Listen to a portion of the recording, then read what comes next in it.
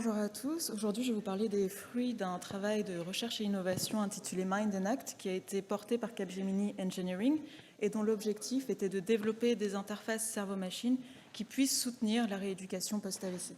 Alors, il faut savoir qu'en France, on recense un accident vasculaire cérébral toutes les 4 minutes environ, ce qui est considérable, d'autant que plus de la moitié de ces patients va par la suite présenter des séquelles cognitives et ou motrices extrêmement invalidantes.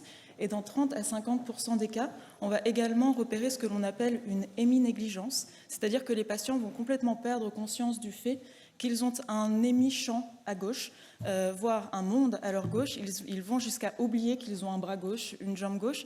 Donc c'est évidemment extrêmement problématique dans la vie quotidienne, mais ça va également considérablement freiner la récupération motrice de ces patients, et notamment au niveau de l'hémicorps gauche. C'est pour ça qu'au sein du projet Mind and Act, nous avons souhaité développer une interface cerveau-machine qui soit complètement embarquée, mobile, afin d'être facilement utilisée dans des services de rééducation et de neurologie, mais qui puisse également être utilisée à domicile par les patients, puisqu'on a vu que pendant des périodes de confinement strict, il y avait une vraie discontinuité dans les soins de rééducation qui pouvait mener à une diminution de la récupération des patients. Donc, en quoi est-ce que notre solution consiste exactement ? Eh bien, nous avons combiné deux solutions clés, enfin deux technologies clés.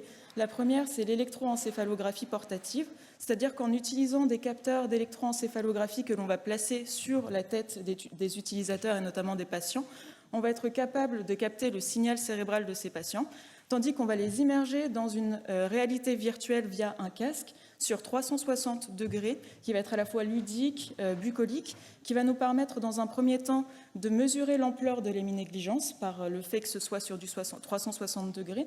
Et par ailleurs, nous allons aussi jouer avec un processus de conditionnement et de gamification pour pousser ces patients à réorienter leur attention visuospatiale vers la gauche.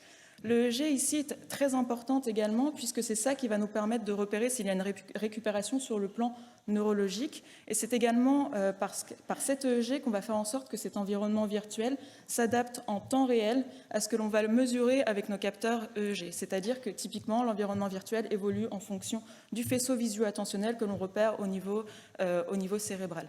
Donc, cette solution, elle est en cours de validation clinique et pour ce faire, nous reposons sur nos partenaires qui sont Wake Up and Smile, l'hôpital Fondation Ophtalmologique Adolphe de Rothschild, l'Université de Paris et enfin le CNRS. Je vous remercie.